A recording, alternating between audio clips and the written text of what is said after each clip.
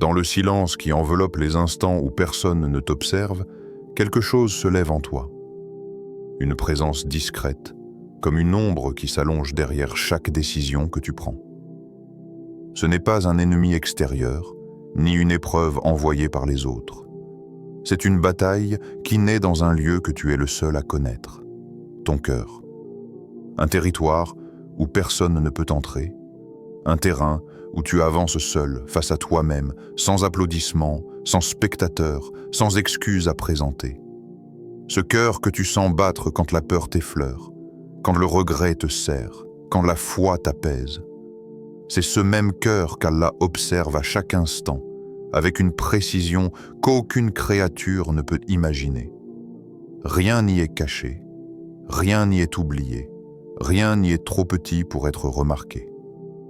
Le prophète Muhammad a dit « Certes, il y a dans le corps un morceau de chair. S'il est bon, tout le corps est bon, c'est le cœur. » Alors la question ne porte pas sur l'apparence que tu donnes aux autres, ni sur l'image que tu renvoies quand tu parles, ris ou te justifies. La vraie question se trouve dans ce qui murmure au fond de toi, quand les masques tombent, quand la nuit se lève, quand tu n'as plus personne à convaincre. Ce cœur raconte toujours une histoire. Parfois, elle est lumineuse, nourrie de prières secrètes et de larmes discrètes. Parfois, elle est lourde, encombrée de colère, d'orgueil ou de blessures jamais avouées. Il n'est pas rare qu'ils disent la vérité plus fort que ta langue, plus clairement que tes actes. Alors demande-toi sans détour, que raconte ton cœur quand personne ne t'écoute? Allah parle à l'être humain avec une clarté qui traverse les siècles, les nations et les états d'âme. Ses paroles ne changent pas, mais elles changent celui qui s'en approche. Dans le tumulte des pensées, dans la fatigue de l'âme, dans les blessures que les jours accumulent, il ouvre une porte que seul le croyant peut le reconnaître. Allah dit, en vérité, c'est dans le rappel d'Allah que les cœurs trouvent la quiétude. Ar-Ra'd 28. Ce verset ne s'adresse pas seulement à ceux qui souffrent, ni à ceux qui cherchent une réponse, il s'adresse à chaque cœur qui existe. Il affirme que la paix intérieure n'est pas une émotion instable, ni une sensation passagère. C'est un don, et ce don se révèle lorsque la langue se souvient, lorsque l'esprit se tourne, lorsque l'âme reconnaît son Créateur. Allah dit également « Quiconque place sa confiance en Allah, il lui suffira. » At-Talaq 65. Troisième. Cette promesse n'est pas une métaphore, ni une consolation pour adoucir les épreuves. C'est une vérité absolue, écrite pour celui qui porte trop, pour celui qui s'inquiète trop, pour celui qui avance avec des charges que le monde ne voit pas. Entre ces deux versets se trouve une direction claire. Le dhikr pour apaiser, le tawakkul pour tenir. Le rappel d'Allah guérit les fissures invisibles du cœur, lui donne un souffle nouveau, lui rend la stabilité que les épreuves ont arrachée.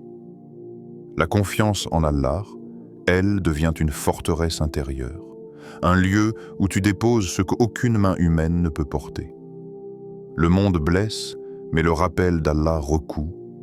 Le monde agite, mais la confiance en lui calme la tempête. Et chaque cœur qui retourne vers son rappel découvre qu'il n'était pas abandonné, seulement éloigné.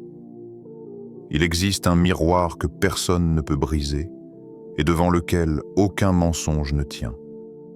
Ce miroir n'est pas fait de verre, mais de conscience. Tu peux fuir les regards des autres, détourner les conversations, jouer avec les apparences. Mais ce miroir revient toujours. Il surgit dans les instants où le silence devient trop long, où la culpabilité murmure, où la vérité refuse d'être enterrée. Chaque pensée que tu laisses vivre dans ton esprit y laisse une empreinte.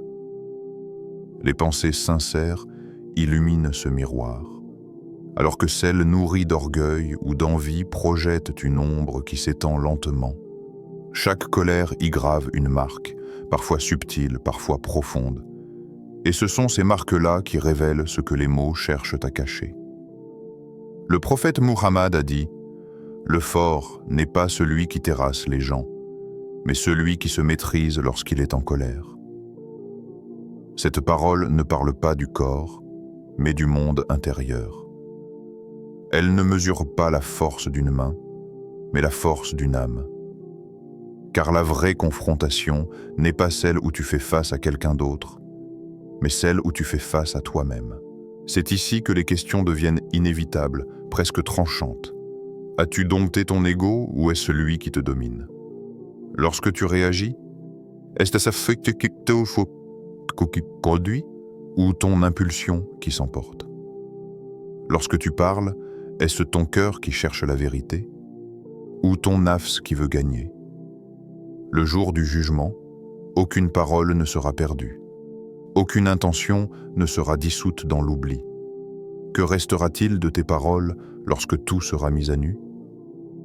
Et au-delà de tout, il y a cette question que ton âme entend même si ta langue refuse de la prononcer. Si Allah t'appelait aujourd'hui, que trouverait-il dans ton cœur? Le messager d'Allah a tracé une frontière invisible que beaucoup franchissent sans y prêter attention. Une frontière qui sépare la parole utile de la parole vide, la parole qui élève de celle qui détruit. Il a dit « Celui qui croit en Allah et au jour dernier, qu'il dise du bien ou qu'il se taise. » Cette parole ne fixe pas simplement une règle de bienséance. Elle dévoile une responsabilité spirituelle lourde. Celle de comprendre que chaque mot prononcé porte une conséquence, qu'elle soit légère comme une brise ou lourde comme une montagne. La langue n'est pas un simple outil de communication. C'est une balance, une arme, un témoin. Elle peut rapprocher deux cœurs ou les briser définitivement. Elle peut apaiser une âme en détresse ou jeter une personne dans un gouffre intérieur. Beaucoup sous-estiment sa puissance, car elle agit vite, trop vite, sans laisser au cœur le temps de réfléchir. Ibn Qayyim disait « Les paroles sont comme des graines. Ce que tu sèmes dans les cœurs, tu le récolteras dans ta vie. » Cette image révèle une vérité profonde. Tu ne maîtrises pas toujours la manière dont les autres réagiront à tes mots, mais tu es entièrement responsable de ce que tu y mets. Chaque phrase plantée dans un cœur humain germe tôt ou tard. Parfois sous forme de gratitude, parfois sous forme de rancune, parfois sous forme d'une blessure que la personne gardera des années. Même si tu as oublié la conversation, il est donc nécessaire d'observer l'impact que tes paroles laissent derrière toi. As-tu nourri ton entourage de mots qui guérissent ou de mots qui déchirent? As-tu répandu la miséricorde par ta langue ou as-tu semé la rancœur sans même t'en rendre compte? Quel type de graines as-tu laissé dans les cœurs autour de toi? L'histoire de l'islam n'est pas seulement faite de batailles, de conquêtes ou de sermons mémorables. Elle est d'abord faite d'hommes dont la plus grande lutte ne se déroulait pas sur les champs de bataille, mais dans les profondeurs de leur âme. Les califes bien guidés, radiyallahu anhum, portaient sur leurs épaules une responsabilité immense, mais c'est en eux-mêmes qu'ils livraient le combat le plus difficile. Celui contre le nafs, cette part intérieure qui cherche à dominer, à se justifier, à réclamer ce qu'elle ne mérite pas. Umar ibn al-Khattab, radiyallahu anhu, connu pour sa force et sa détermination, avait pourtant un regard d'une sévérité extrême envers son propre cœur. Il disait « Jugez-vous vous-même avant d'être jugé ». Cette parole révèle qu'il observait ses intentions avec la même intensité qu'il gérait les affaires de la communauté. Pour lui, le véritable courage n'était pas dans l'autorité qu'il exerçait, mais dans la lucidité avec laquelle il scrutait ses propres fautes. Des siècles plus tard, Ibn Taymiyyah expliquait la même réalité avec d'autres mots. Le vrai prisonnier est celui dont le cœur est captif de son propre désir. Selon lui, l'homme libre est celui qui arrache les chaînes invisibles de la passion, même si son corps est enfermé. Le captif est celui qui cède à ses impulsions, même s'il marche librement parmi les hommes. Al-Ghazali, quant à lui, résumait ce combat intérieur avec la précision d'un médecin de l'âme. Le nafs n'obéit que lorsqu'il est brisé par l'effort spirituel. Il enseignait que le cœur grandit dans l'effort et se flétrit dans la facilité, que la discipline forge la foi et que l'âme livrée à elle-même devient son propre tyran. Alors, dans cette vie courte où chaque jour rapproche de la rencontre avec Allah, une question demeure plus tranchante que toutes les autres. Qui commande en toi? Ta foi ou tes impulsions? Ton histoire n'attend pas un signe, un moment parfait ou un changement spectaculaire.